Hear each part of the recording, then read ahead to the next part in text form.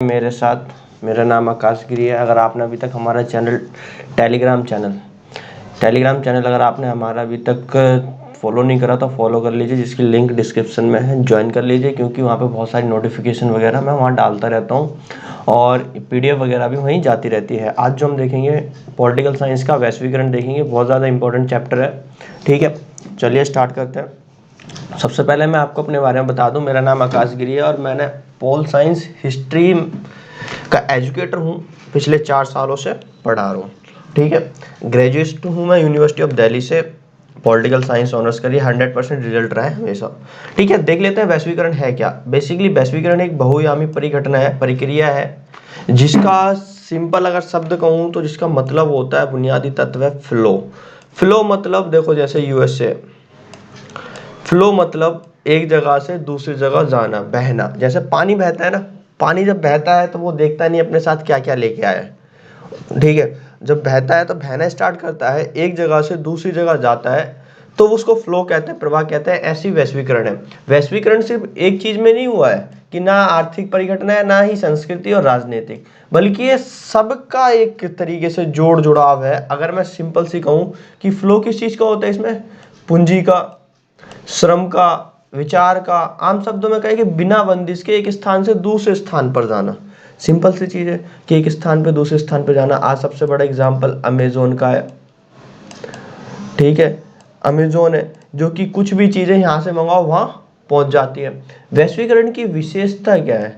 देखो, विशेषता क्या है कि ये प्रवाह है और मुक्त प्रवाह है। पूंजी, श्रम, वस्तु, विचारों, जैसे कि आप अभी यूट्यूब ही देख रहे हो। इस यूट्यूब में का मतलब क्या है कि अगर कोई अमेरिका में बैठा हुआ बंदा, कोई अमेरिका में बैठा हुआ पर्सन अपनी वीडियो अपलोड करता है तो उसके विचार, ठीक है, वो कुछ चीज शेयर करता है अपने, तो वो हमें यहाँ देखने को मिल जाता है। ठीक है, दुनिया के कहीं भी, जैसे कि ये विश्व जोड़ता जाल एक तरीके से सबको जोड़ रहा है ना, सारी कंट्रीज को। ये देख रहे हो कि एक दूसरे तार में देखे हुए। ठीक है, इससे हुआ क्या कि ये इससे पूरे विश्व में, पूरे विश्व के देशों में पूंजीवादी व्यवस्था का विश्व व्यापार में वृद्धि हुई। पूंजीवादी व्यवस्था में वृद्धि हुई, विश्व व्यापार हुआ, एक दूसरे देश ज्यादा तरीके से करने लग गए, देशों में आपसी जुड़ाव ज्यादा आया, जो आर्थिक घटनाएं थी उसमें तेजी मंदी होती रहती है। अब इसमें सबसे बड़ा एग्जांपल कोरोना का। कोरोना ना, ये चाइना वालों ने सबसे बेकार चीज दी है वैश्वीकरण के नाम पे। है बेवकूफ है, इन्हें कुछ आता नहीं, नकली आंखें खुलती नहीं है, जो मर्जी खाने पीने लग जाते हैं, दे दिया हमें कोरोना उठा के। इसकी वजह से ना सिर्फ हम बल्कि पूरी दुनिया आज तक माल झेल रही है। ये बीमारियां कम थी कि HIV, एड्स, इबोला जैसी वैश्विक मामलों में, लेकिन एक कोविड-19 दे दिया। लेकिन हम क्या करें, अब हम सारे जब वैश्वीकरण में है तो देखो, एक चीज जो करेगा वो सबको भुगतना पड़ता है। ऐसी ये कोविड-19 सब भुगत रहे हैं और सबने इसका सहयोग करे, और सबने इसमें सहयोग करने के बाद वैक्सीन निकाल ली ना, आज हमने इस पर लगभग कंट्रोल ही पा रहे हैं। और सरकार के पास तो सबसे बढ़िया अच्छा मिल गया, अरे जब बढ़ा तब लॉकडाउन। ठीक है, अब वैश्वीकरण के कारण क्या क्या हो सकते हैं? वो कह रहे हैं कि विश्वव्यापी पारस्परिक जुड़ाव है, जिसके कारण आज विश्व वैश्विक ग्राम बन पाया। देखो, वैश्विक ग्राम मतलब कि पूरा एक तरीके से गांव गांव बन गया कि हमें जाना है तो कुछ भी मंगा लो, घर बैठे सारी चीजें आ जाती है। जिसमें सबसे बड़ा इस्तेमाल होता है संचार क्रांति विश्व के अंदर, चाहे वो टेलीग्राफ हो, टेलीफोन हो, माइक्रोचिप हो, इंटरनेट, जो कि आप अब इस्तेमाल कर रहे हो, मेरे को देख रहे हो, मेरे को सुन रहे हो इंटरनेट के थ्रू। ये वैश्वीकरण का ही सबसे अच्छा एग्जाम्पल है। ठीक है, कुछ भी चाहिए होता है भैया, अमेजोन, फ्लिपकार्ट मारो, खत्म। पर्यावरण पर्यावरण पे भी फर्क पड़ता है, जैसे सुनायु, जलवायु परिवर्तन, सब लोग मिल जाते हैं ना, अंतरराष्ट्रीय, इंटरनेशनल एक तरीके से सहयोग करते हैं ना, ये चीजें हैं। ठीक है, अब वैश्वीकरण के उदाहरण मैं सबसे बढ़िया चीज बताता हूँ। एक हमारे यहाँ पे उबर कंपनी चलती है।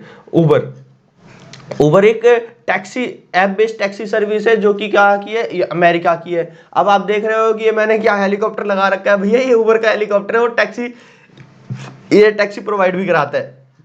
ये कुछ उबर का ऐसा ऐप होता है और उसमें दिखा हुआ है कि कॉप्टर, हेलीकॉप्टर, यानी कि आप एयर सर्विस भी ले सकते हो। सेल्फ सिटी वॉक, यानी कि ये जो FDI के थ्रू हुआ, और मतलब कि हमारे यहाँ पे मॉल बनने स्टार्ट हो गए। सिलेक्ट सिटी वॉक है, पैसिफिक मॉल है, ये सारे मॉल जब बनने स्टार्ट हुए तो क्या हुआ है कि एक तरीके से वैश्वीकरण के ही उदाहरण है कि बाहर से आए लोगों ने हमारे यहाँ इन्वेस्ट करा, एक मल्टीनेशनल स्टोर बनाया, मल्टीनेशनल कंपनी आई, जिसकी वजह से हमारे लोगों के बीच में आर्थिक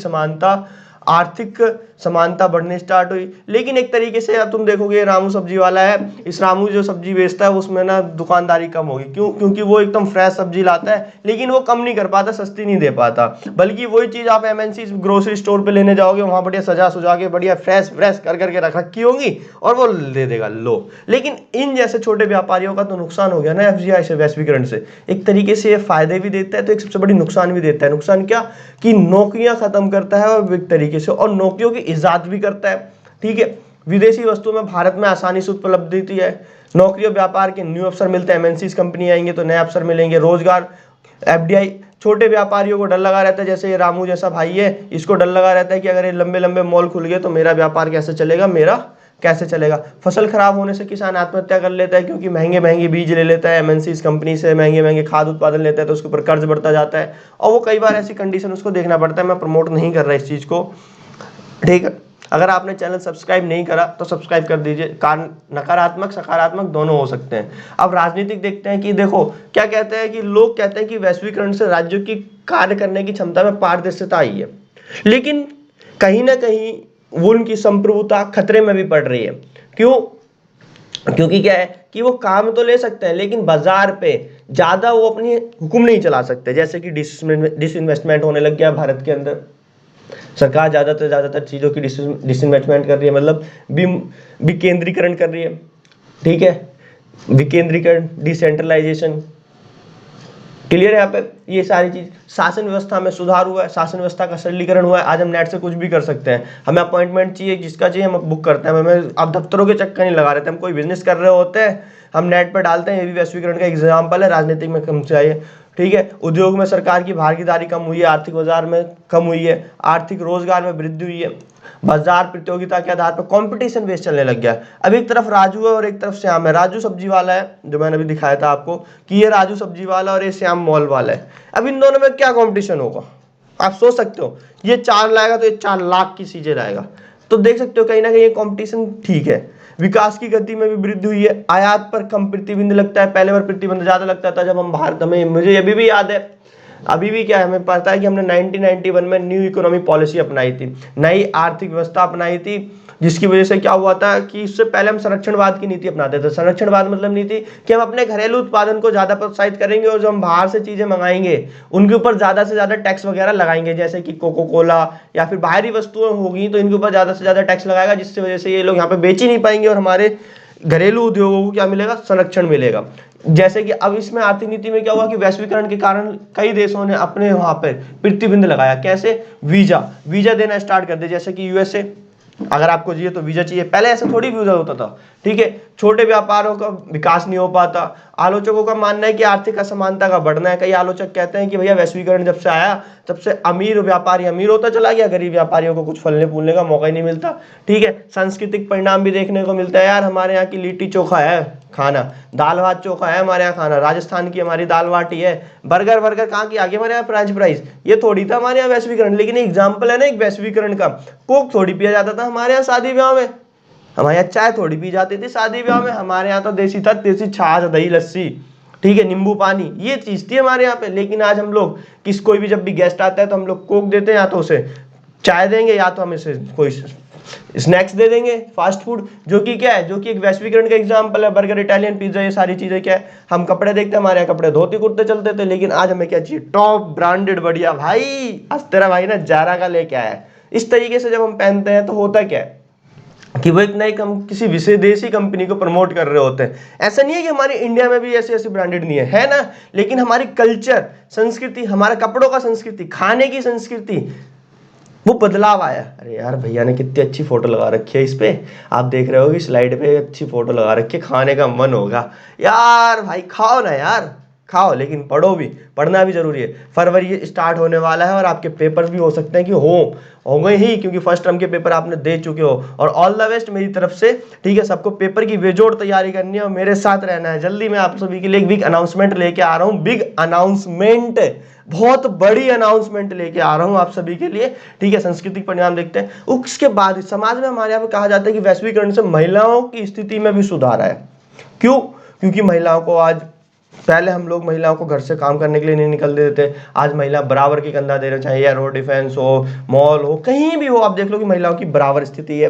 ठीक है, ये बहुत अच्छी चीज़ है, हमारे यहाँ संस्कृत सकारात्मक परिणाम पड़ा है। एक ही तरह की संस्कृति का विकास हो सकता है, एक ही तरीके नकारात्मक है। क्यों? क्योंकि जब एक ही तरीके की संस्कृति विकास हुआ, जैसे कि अभी मान लो हम कोक पी रहे हैं, तो हमारे यहाँ कहीं कहीं हमारे यहाँ पे, हमारे कई छोटे छोटे इलाकों में, कई आदिवासी इलाकों में, कहीं अपनी अपनी हर एक डिस्ट्रिक्ट की अपनी एक कल्चर है, उसका कल्चर कहीं ना कहीं खत्म हो रहा है ना संस्कृति वैश्वीकरण के कारण। क्यों? कोई अमेरिका जा रहा है, कोई यूएस से जा रहा है, ये ऐसे तुम देखते हो ना, आते हैं, वो सारी चीजें यहाँ पे होती है। अब भारत और वैश्वीकरण का जोर क्या है, हमारे प्रधानमंत्री हैं, पूर्व प्रधानमंत्री डॉक्टर मनमोहन सिंह, इन्होंने एक रिफॉर्म लेके आए थे जिसको नई औद्योगिक नीति कहा गया, या फिर कहा गया न्यू इकोनॉमी, नई अर्थव्यवस्था नीति कहा गया, जिन्होंने 1991 में लागू करा था, जिसको कहा था LPG, liberalisation, privatisation and globalisation.